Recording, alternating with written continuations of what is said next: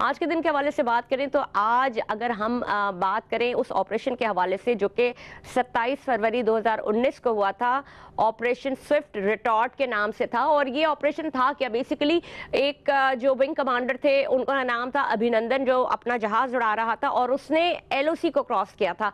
और एलओसी को क्रॉस किया और जब वो पाकिस्तानी हुदूद के अंदर आया तो जो पाकिस्तानी जो एयरफोर्स थी वो ताक लगाए बैठी हुई थी और उन्होंने उसको मार गिराया, जिसके नतीजे में अभिनंदन गिरा और उसको ये पता नहीं लग सका कि वो पाकिस्तानी हुदूद में है या वो इंडिया की हुदूद में है। ये जब लोगों की छत्तरबाजी उसके ऊपर शुरू हुई तो उसको पता लगा कि नहीं, वो इंडियन हुदूद में नहीं है। और उसी दौरान जो पाकिस्तान एयरफोर्स थी उन्होंने उसको रेस्क्यू कर लिया और फिर उसको बहरहाल पकड़ लिया गया। और बहुत सारी इसके साथ और बहुत सारी बातें जिसके ऊपर हम बात करेंगे, लेकिन चूंकि इस बात को 5 साल का अरसा गुजर चुका है, यहाँ ये बात बड़ी अहम है कि एक जज्बा खैरसगाली के तहत उस अभिनंदन को वापस दे दिया गया था इंडिया को। और इसके अलावा और जो 2 जहाज थे, यानी 3 जहाजों के ऊपर अटैक किया था, वो सब वापस कर दिया गया था जज्बा खैरसगाली के तहत। लेकिन क्या इंडियन जितनी जो आर्मी थी या जो भारतीय गवर्नमेंट थी उसका इस सारी चीज़ों पर कोई असर पड़ा? हालांकि वो धूल चटा दी थी, पाकिस्तानी एयरफोर्स ने उसे उनको धूल चटा दी थी, लेकिन क्या उनके ऊपर उसका कोई असर पड़ा? या फिर वो उसी तरह से जो कहते हैं ना कि एक भूखे शेर की तरह बने हुए और उसी तरह से बैठे हुए? क्या पाकिस्तान और भारत के ताल्लुकात में कोई बेहतरी की उम्मीद है? इन सारी चीज़ों के ऊपर बात करेंगे। जनाब, रिपोर्ट आपने देखी और आपको इस सूरत हाल के हवाले से पता लग चुका होगा कि उस वक्त सिचुएशन क्या थी। मेरे पास करने को तो बहुत सारी बातें, यहाँ ये बात बड़ी अहम है कि जब अभिनंदन ने अपने आप को पैराशूट से होल्ड किया और वो नीचे गिरने लगा तो उसका ये कहना था, एक इंटरव्यू में वो बता रहा था, और कि उसको ये पता नहीं लग रहा था कि वो ये पाकिस्तान है या इंडिया है। उसने ये कहा क्योंकि जब वो गिरफ्तार हो गया, बहरहाल अब लोग जब गिरफ्तार हो जाते हैं उसके बाद बहुत सारे डिफरेंट बयानात आते हैं उनके। अगर कोई कैदी गिरफ्तार हो जाते हैं तो बड़े डिफरेंट बयानात आते हैं। तो उन्होंने कहा मुझे लोग भी एक जैसे लगे, मुझे माहौल भी एक जैसा लगा, मुझे सारे लोग एक जैसे लगे, मेरी जो खातिरदारी की गई वो भी एक जैसी लगी। लेकिन जब वो गिरने के बाद उन्हें 76 पड़े तो उन्हें पता लगा कि नहीं, ये उनका देश नहीं है, ये पाकिस्तान है और पाकिस्तान के उन्होंने उनकी हुदूद की खिलाफ वर्जी की है, जिसकी वजह से उनको ये 76 पड़ रहे हैं। फिर उसके बाद उनको रेस्क्यू कर लिया गया। तो ये वो में बातें हैं, लेकिन ये कि जज्बा खैरसगाली क्या होता है, पाकिस्तान ने उनके जो कैदी थे, जो जेनेवा कन्वेंशन होता है उसके हवाले से मैं आपको बताती चलूं कि उसमें होता है कि आपने अगर कैदी रखना है तो उनको आप उसके तहत रख सकते हैं। लेकिन पाकिस्तान ने एक जुर्रत, एक बहादुरी, एक हिम्मत और एक जज्बा खैरसगाली का मुजाहरा करते हुए उन्हें वो वापस कर दिया। और उसके बाद क्या इंडिया और पाकिस्तान के जो ताल्लुकात के हवाले से किस नहज पे आज इन 5 सालों के बाद, इसी के ऊपर हम बात करेंगे। हमारे साथ मौजूद है मेजर रिटायर्ड शेख मोहम्मद नदीम साहब, तज्जियाकार हैं, बहुत अच्छा तज्जिया देते हैं अपनी इन सारी चीज़ों के हवाले से। बहुत बहुत शुक्रिया सर आपकी आमद का, बहुत शुक्रिया। साथ ही साथ मेरे साथ मौजूद है कर्नल रिटायर्ड ताहिर मसूद साहब, ये भी बहुत अच्छे तज्जियाकार हैं। दोनों हजरात जो है वो हमारे वैसे तो हमारे जवान हैं, हमारे सितारे हैं, हम इनको अपने प्रोग्राम में बुलाते हैं, 4 चांद लगा देते हैं। लेकिन चूंकि आज बात ही हमारी सरहदों के हवाले से हो रही है, हमारे महाफिजों के हवाले से हो रही है, तो हम दोनों हज़रात का बहुत खुशामदीद कहते हैं। कैसे सर आप, ठीक ठाक? तो सिचुएशन आपने समझी, आज 5 साल होने आए हैं और आप मुझे वो जो अभिनंदन की गिरफ्तारी और जो कुछ पाकिस्तान एयरफोर्स का जो तुर्रा इम्तियाज रहा वो तो अपनी जगह है, लेकिन अब यहाँ पे बैठ जाते हैं हम, किसी भी हमारे जज्बा खैरसगाली को भारत कैसे देखता है? देखिए, भारत कभी भी हमारी इस खैरसगाली के जज्बे को भी उन्होंने अच्छी तरह से नहीं देखा। बदकिस्मती से ये जो वाक़या है जिसकी हम आज याद मना रहे हैं, जिसमें इंडियंस को जो है पाकिस्तान एयरफोर्स ने जो है वो धूल चटा दी, बहुत धूल चटा दी। और आप देखें कि स्विफ्ट रिटॉर्ट का मतलब भी यही है कि बहुत तेज़ी के साथ हमने रिएक्ट किया। के ऊपर वापस आऊंगी अभी, अब क्योंकि मैं सर से भी एक वो पॉइंट ले लूँ तो फिर हम इसके ऊपर बात करेंगे ताल्लुकात के हवाले से।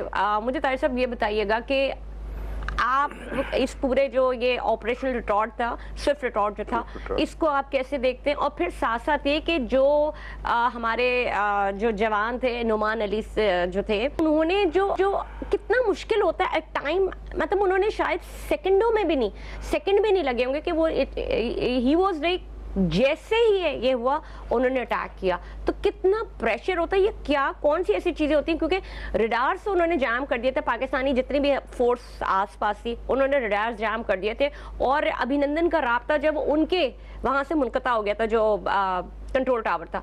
तो मुझे बताएं कि ये कैसे पता लगता है वो उस वक्त उस इंसान के ऊपर या जो भी कोई फोर्स, कितना प्रेशर होता है कि क्विक उसको देखना? प्रेशर तो डेफिनेटली बहुत ज्यादा होता है, लेकिन यहाँ पे एक थोड़ा सा डिफरेंट है कि कई दफा प्रेशर के अंदर आके इंसान गलती भी हो जाती है, गलती हो जाती है, हाथ पांव जिस तरह कहते हैं ना जी, फूल फूल जाते जाते हैं। हैं। लेकिन ट्रेनिंग माशाल्लाह हमारी इतनी अच्छी है पायलट्स की और ओवरऑल आर्मी की हर तरह से, कि कांस्टेंट ट्रेनिंग की वजह से आप एक ट्यून अप होते हैं ऐसी चीज़ों के लिए। आपने बार बार रिहर्सल की होती है कि कितनी जल्दी आपने हवा में होना है और क्या क्या करना है और कैसे करना है। बहुत टेक्निकल डिटेल्स में तो ठीक हम नहीं जाते। तो प्रेशर के अलावा जो सबसे बड़ी बात है एक जज्बा ईमानी, और एक स्पेशली इंडिया के साथ जो हमारा शुरू से है कि बाकी किसी जगह भी हो तो मे बी वो एक आपके अंदर फीलिंग ही नहीं आती ना, वो फीलिंग, वो नहीं सारा आती, कुछ के हाँ जी जी। एक लेवल के मुझे अल्लाह ताला ने एक मौका दिया है तो मैं इसको बेस्ट पॉसिबल तरीके से इसको करूं। बिल्कुल। फिर वहाँ पे सेकंड बात ये आ जाती है कि जब आपको अपनी जान की परवाह ना और आपको एक जज्बा हो, शहादत का जज्बा हो, तो फिर हर चीज़ छोड़ के जब इंसान किसी चीज़ का तहिया कर लेता है तो नेचुरली ना आप बहुत बेहतर परफॉर्म करते हैं। और अभी उस बात के ऊपर आते हैं, मुझे पूरा ऑपरेशन हुआ और हमने जो है वो बड़े एक पॉजिटिव एटीट्यूड का मुजाहरा किया। जी बिल्कुल, जी बिल्कुल। तो उस पे आप क्या मतलब आप अभी क्या देखिए समझते उसमें हैं ये जो ना स्पेशली जो पता नहीं अभी क्योंकि पुरानी बात हो गई, ऑलमोस्ट 5 साल हो गए, जी। तो उस वक्त एक टीवी एंकर अहमद मीर हैं, उन्होंने इंटरव्यू किया था लोकल कमांडर एसएसजी के जी मेजर साहब थे, जिन्होंने एक्चुअली फिजिकली ऑन ग्राउंड जिसके सामने उसने सरेंडर किया था। ठीक है।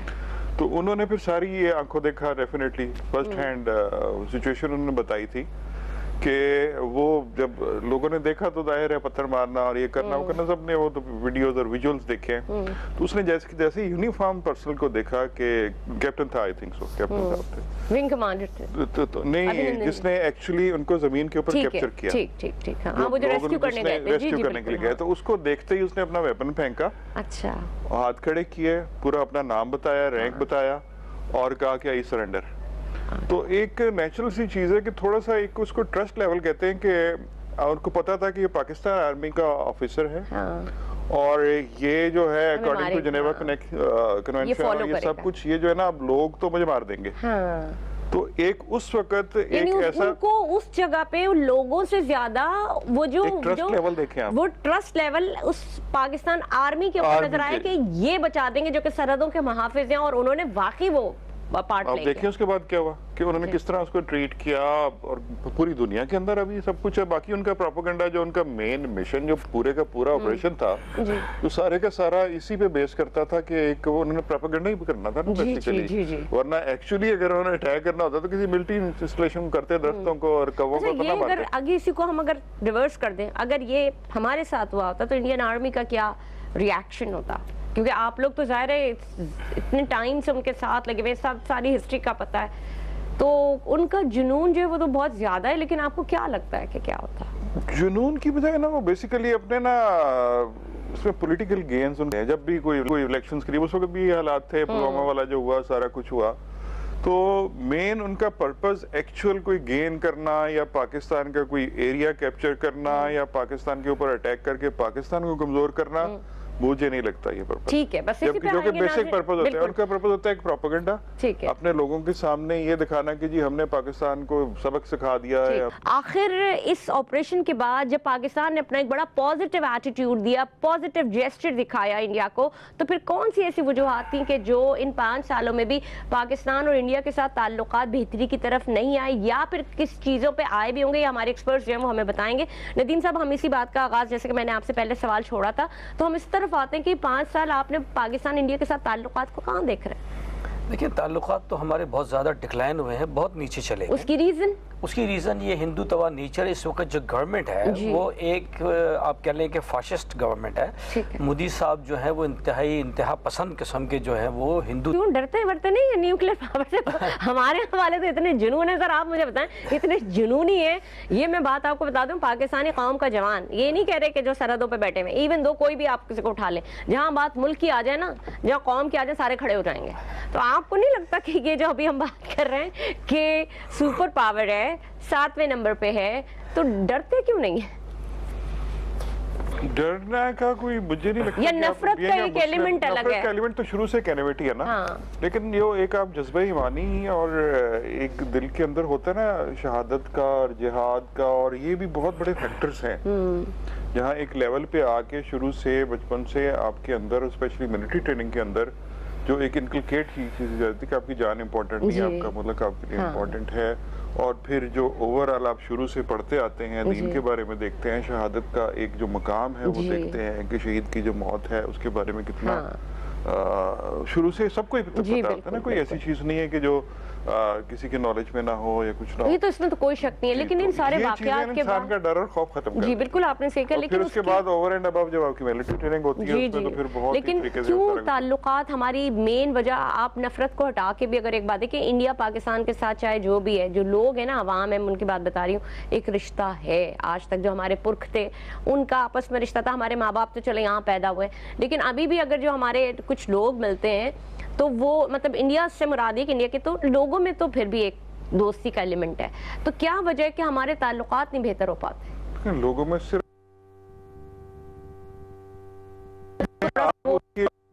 वहां से, चाहे उनके एक्टर्स आए या उनके प्लेयर्स आए या कभी जब जी। रैंडम विजिट्स होती हैं तो कैसा उसके उनके अंदर जोश जज्बा होता है, जाके बावजूद इतने प्रेशर के वो किस तरह खुल के बात करते हैं कि इतना प्यार मिला, ये हुआ वो, they feel so excited and happy. तो उसके बाद वो करतारपुर वाला जो बॉर्डर जी, खोला बिल्कुल। और वहाँ पे जो सारे हुआ, और सिखों के जो आपने देखे होंगे हाँ। इंटरव्यूज, ओपिनियंस, जी, जी। मतलब दे लव ईच अदर। अगर ये मैं कहूँ नहीं तो बिल्कुल आप सही exaggeration बात, नहीं होगी। मैं आपको सिर्फ एक बता रही हूँ लेकिन कि क्या है कि हमने ना इतना ज्यादा उधर पॉलिटिकल साइड और इधर पॉलिटिकल साइड और ये सब government अपना ने अपना किया है माइलेज ना। गेन करने के लिए ना उधर से उनको अपने चाहिए ये या फिर वोटों पाकिस्तान के लिए। को बता बता के ये दुश्मन है, हमने इनके साथ ये कर दिया वो कर दिया, वो अपनी पॉलिटिकल माइलेज गेन ठीक करते हैं। है, ठीक है। इधर भी कुछ एलिमेंट्स हैं इस तरह के। हाँ। तो उस लेवल पे देखा जाए तो वहाँ पे लोगों का कोई इशू नहीं है, दोनों तरफ लोगों का कोई इशू नहीं है। इशू है तो कुछ एक लिमिटेड, जिस तरह उनकी आरएसएस है या फिर आप यकीन करें, मैं आपको बता रही हूँ, हमारी एक ट्रेनिंग शुरू हुई थी इंडिया पाकिस्तान, मतलब बाहर से ट्रेनिंग थी, पाकिस्तान में ट्रेनिंग हो रही थी, तो इंडिया के काफ़ी सारे जर्नलिस्ट आए हुए थे, और जब वो जा रहे थे ना हमारी कोई 11 दिन की, तो सब रो रहे थे लिटरली। और मेरे अपने घर पे उनका रहना, ऑन एंड ऑफ आना जाना, उन्होंने मुझे कहा कि अब्दुल्ला शाह गाजी के मज़ार पे लेके जाएं, और दे वो हिंदू थे वो, मैं उनको लेके गई जहाँ यानी बिल्कुल भी नहीं लग रहा था, मुझे कुछ चाहिए होता है तो मैं उनको मैसेज कर देती हूँ, वो मुझे वहाँ से, यानी मुझे ये समझ नहीं आ रहा होता कि इतनी हमारे अंदर एक देखिए सिमिलैरिटी है। अगर वो उसकी बात नहीं करें, ठीक है, जो दीन का मामला है उसमें कुछ ऐसे भी लोग थे जिन्होंने बहुत अच्छी सारी चीज़ें, हमारे कम्युनिकेशन है, तो फिर क्यों नहीं हम एक दूसरे से मिलकर, ऐसा क्या पाकिस्तान और भारत के ताल्लुकात में बेहतरी आई या और डिक्लाइन हुए हैं, ये हमारे एक्सपर्ट्स हमें बताएंगे। मैं बात कर रही थी तारिक साहब आपसे, आप थोड़ा सा मुझे बताइएगा कि आप कौन सा ऐसा तरीका है या किस वजह से उन्होंने इस जज्बा खैर सगाली को भी उन्होंने अप्रिशिएट नहीं किया? देखिए मतलब मैंने शुरू में बताया ना कि जिस तरह ये टोटल पॉलिटिकल गेम है सारी, ठीक है, उसमें कोई किसी का इशू नहीं है, और वो इंडिया की तो वैसे भी एक साइकी है ओवरऑल अपने नेबर्स के साथ, जिस तरह साहब ने बताया कि वो किसी को कोई कैप्चर नहीं करना चाहते, किसी को टेरिटरी नहीं लेना चाहते, वो सिर्फ अपनी थानेदारी चाहते हैं, जिसको पंजाबी में चुदराहट कहते हैं। जी जी। तो उनका ये है कि हर जगह हमारा इन्फ्लुएंस हो, हर जगह हमारी बात मानी जाए, और हम अपने लोगों के सामने जो भी उनका लीडर आता है उसका सबसे बड़ा वो समझता है मेरे लिए, मेरी पॉलिटिक्स का, मेरे हर चीज का प्लस पॉइंट ये है कि मैं शो कर सकूं पाकिस्तान को, कि देखें पाकिस्तान को किस तरह हमने डरा के रखा है, दबा के रखा है, भूटान को किस तरह रखा, हाँ जितने भी उनके नेबर्स हैं सबके साथ देख लें क्या क्या करते हैं। ठीक है।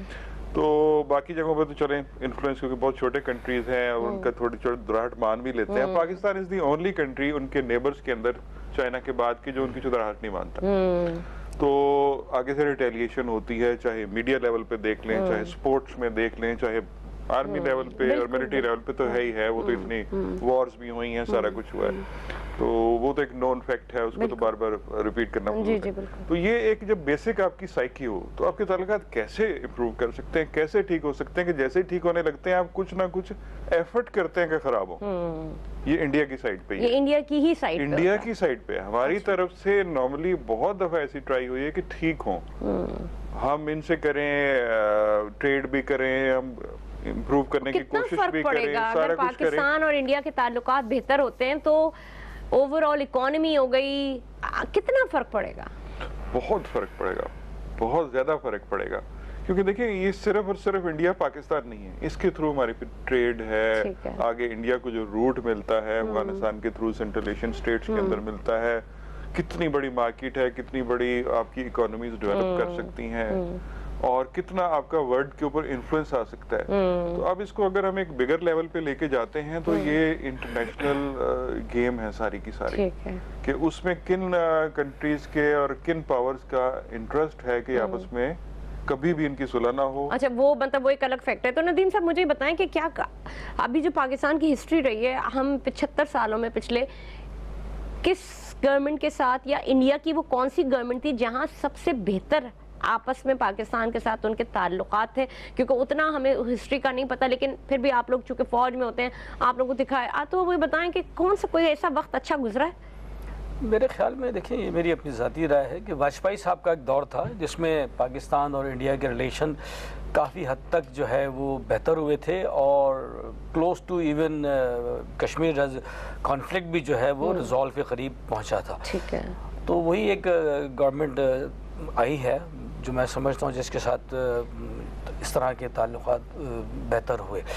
पाकिस्तान की अगर आप बात करें ताहिर साहब, मुझे ये भी बताइएगा, जैसे कि नदीम साहब ने बात की और मैं जो बात करी थी कि जो 6 कंट्रीज हैं इंडिया के साथ मिला के, ये कार्टेल क्यों नहीं, इसमें सेंट्रल एशिया भी कुछ कहीं कहीं मिलता है जो सरहदें मिल रही होती हैं, तो ये क्यों नहीं एक कार्टेल बना सकती हैं? अगर फर्ज कर लें कि ईरान के ऊपर सैंक्शंस हैं, पाकिस्तान के ऊपर भी तो बहुत सारी ऐसी चीजें हैं ना जो अमेरिका की वजह से जो वो बाउंड है, या ये क्या पाकिस्तान सिर्फ और सिर्फ एड की वजह से रुका होता है? ये अगर ये लोग पूरा जैसे यूरोपीय यूनियन है, वो उसमें पूरे यूरोप के कंट्रीज आते हैं, फायदा उठा रहे हैं उससे, तो ये 7-8 कंट्रीज मिलके क्यों नहीं आपस में कुछ एक अच्छा रिलेशनशिप रख सकते? देखिए जितने भी 7-8 कंट्रीज का आपने नाम लिया है, ये इनके अंदर जो सेन वॉइसेस है ना, जो एक्चुअल पैट्रियट है हर कंट्री के अंदर, जो अपने मुल्क से मोहब्बत करते हैं, वाकई जो चाहते हैं अपने मुल्क को प्रोग्रेस करता हुआ देखना चाहते हैं, उन सब का यही ओपिनियन है जो आपने कहा है कि हम मिलके क्यों नहीं आगे बढ़ते। हाँ, एक ही करेंसी चलाएं, एक ही कराएं, सब कुछ। हाँ। सबका फायदा है ना इसमें। बिल्कुल फायदा है। अल्टीमेटली तो क्या है कि आपने लोगों को कंफर्ट देनी है, जी जी बिल्कुल, अपनी इकोनॉमी को ग्रो और मैं कराना कहती हूँ इंडिया भी अगर एक तो ऊपर है, चाइना की आबादी बहुत लड़के है। होगी या इस तरह होगी कि आपस में आप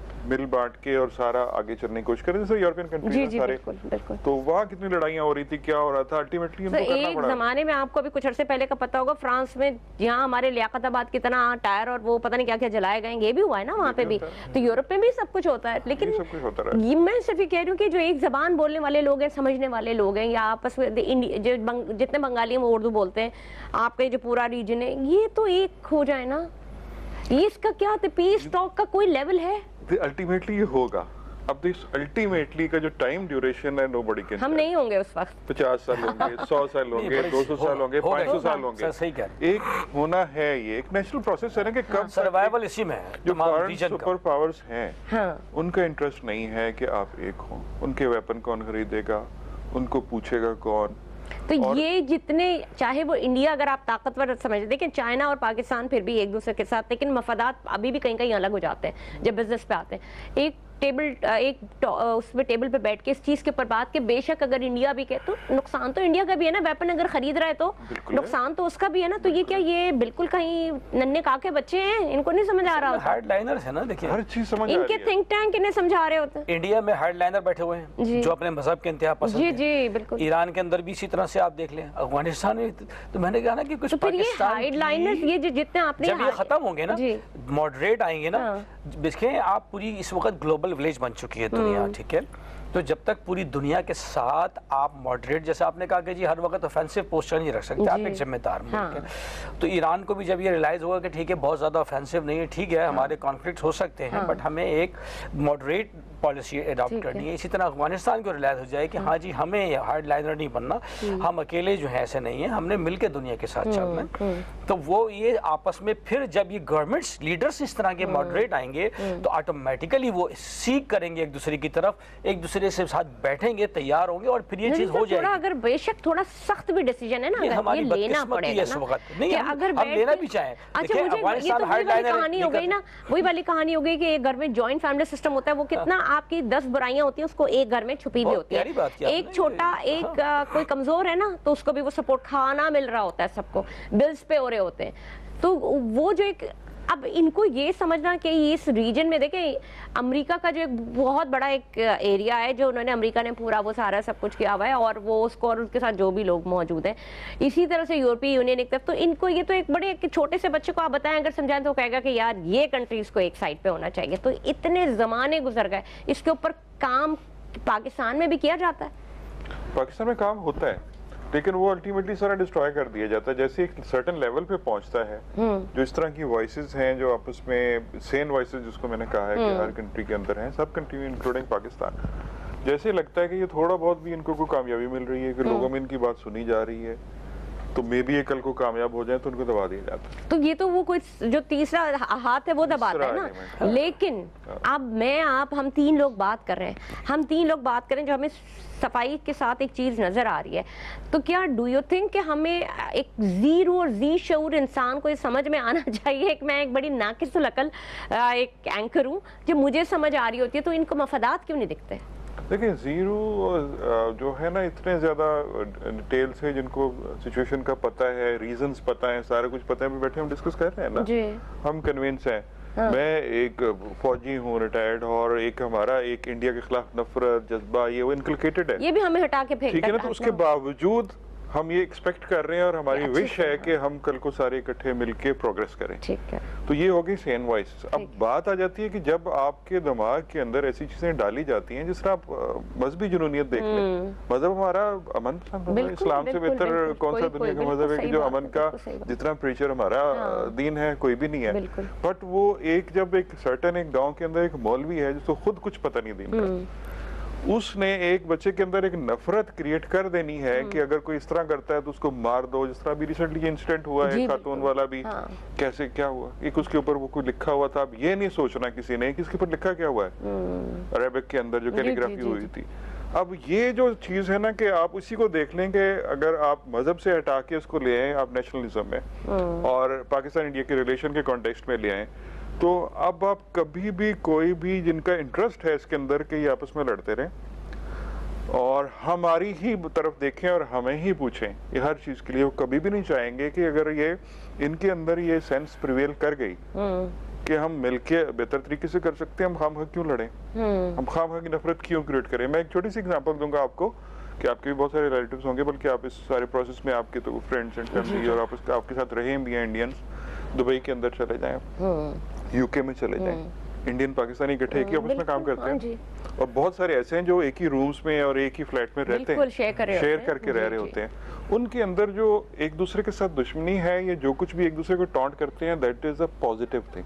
आपका मैच हो रहा है ना, तो दोनों बैठे होंगे, एक दूसरे को देखा, अरे उसने हरा दिया, ये कर दिया, दैट इज पॉजिटिव। वो बहन भाइयों में और इस एक फैमिली के अंदर भी होता है। घर के अंदर दो लोग अलग अलग टीमों को वो कर रहे होते हैं ना, सपोर्ट कर रहे होते हैं। इसी तरह ये जो अपना पुलवामा वाला और अभिनंदन वाला सारा कुछ हुआ है, अब भी आप उनको जब बैठते हैं आपके सामने या बाहर बैठते हैं लोग आपस में, ऑफिस के अंदर बैठते हैं तो वो टॉन्ट करते हैं कि तुम्हारा देखा ना जहाज मार गिराया था, ये किया था, वो अभिनंदन का क्या हशर किया था, वो आगे से कुछ अपना करते हैं। बट इसका ये मतलब नहीं होता कि आप डंडा लेके उसको मारना शुरू हो जाओ, डंडा लेके उसको मारना। मैं यही आपको बात बता रही थी कि हमारी भी काफी इस चीज के ऊपर बात होती है, और लेकिन वो बड़े दोस्ताना माहौल में होती है। वो भी हमें कह देते हैं या तुम्हारे यहाँ क्या हो रहा है, देखो इलेक्शन में क्या हुआ, ये क्या हुआ, सुनते रहते हैं ना। इवन बॉर्डर के ऊपर देखिए, मैं आपको बताऊं, बॉर्डर पे आपस में मिलते हैं, कितनी अच्छी मैंने वो देखा था। दिवाली पर उनको मुबारकबाद देते हैं, मिठाई भिजवाते हैं, हमें मिठाइयाँ देते हैं। लोगों में ऐसा मसला नहीं है, लेकिन मसला ये कि जो गवर्नमेंट में लीडर्स बैठे हुए हैं, ये हार्डलाइनर्स हैं। आप देखिए, आपके पोस्टर जो है इस वक्त पाकिस्तान का वाहिद लीडरशिप है या पार्टियां हैं जितनी भी, जिनमें हार्डलाइनर नहीं है, और वो कंटिन्यूसली मैसेज दे रहे हैं, और यही वजह है कि जिसमें आपने कहा कि शायद वो टेकन फॉर ग्रांटेड ले रहे हैं। आप देखें, सर ने जैसे बताया कि सिखों के साथ हमने आप उनके वो जो गुरुद्वारे का है, ठीक है, उसके हम सारा पोस्टर देते हैं। उनका जो भी प्रिजनर ऑफ वार है हमने हमेशा वापस किए। हर चीज़ में हम कहते हैं कि जनाब आए बैठे हैं, हम क्रिकेट की टीम भेजने पर तैयार होते हैं, हॉकी टीम भेजने पर तैयार होते हैं, कबड्डी टीम भेजने पर तैयार होते हैं, वो किसी चीज़ पर तैयार नहीं होते हैं। हम सिर्फ गेम्स को लेके आगे जाना चाहते हैं। ये जो हमारी जो रीजनल कोऑपरेशन है इसको हम आगे लेके, लेकिन इंडिया हर चीज़ में उसको रोक रहा है। अफगानिस्तान पॉजिटिव रिस्पांस देने के बजाय हमने उसको हर जगह सपोर्ट किया, उसकी डोनेशंस के लिए फाइट की पूरी दुनिया में, वो हमें आंखें लेकिन दिखा सर रहा है। मैं खैर इसके ऊपर हम एक अलग प्रोग्राम करेंगे जो अफगानिस्तान और पाकिस्तान के ताल्लुकात, या हमने 80 की दहाई में जो अफगानिस्तान हमारे यहाँ आ गई, एक लंबी बहस है, क्योंकि बहुत सारे ऐसी चीजें हैं जिसकी वजह से हमें नुकसानात भी उठाना पड़े। तो आप दोनों हज़रात का बहुत शुक्रिया, ताहिर साहब आपका बेहद शुक्रिया, बड़ी अच्छी हमारी बातचीत हुई, लेकिन एक हमारा ये टाइम काफी नहीं होता। नदीम साहब आपका बहुत शुक्रिया, क्योंकि मेरे पास बहुत सवाल होते हैं करने के लिए, और अपने नाजरीन से चूंकि हम ये सिलसिला जारी रहेगा। बहुत सारी ऐसी चीजें होती हैं जब आप ताल्लुकात के हवाले से बात करते हैं, पाकिस्तान के ताल्लुकात के हवाले से बात करते हैं, नेबरिंग कंट्रीज के साथ अपने ताल्लुकात के हवाले से बात करते हैं, क्योंकि पाकिस्तान जो है वो मोहब्बत करने वाले, यहाँ के लोग मोहब्बत करने वाले, एक दूसरे के साथ प्यार करने वाले। तो हमारी जो सरहदों पे बैठे हमारे जवान हैं वो भी मोहब्बत और प्यार करने वाले। वो वेपन जरूर उठाए हुए, लेकिन वो हमारे लिए, हमारी हिफाजत के लिए उठाए हुए, ताकि हमारी जानों को महफूज किया जा सके, अपनी जानों के नजराने देके। तो हम उन्हें सलाम पेश करते हैं, चाहे वो कोई सा भी ऑपरेशन हो, चाहे वो कोई भी चीज हो दुनिया की, वो अपनी सरहदों पे बैठे हमारी हिफाजत कर रहे हैं। तो हम उनका बेहद शुक्रिया, उनको सलाम पेश करते हैं। तो जनाब आज के प्रोग्राम में अब तक के लिए इतना ही। मैं चाहूंगी आपसे इजाजत। पाकिस्तान जिंदाबाद।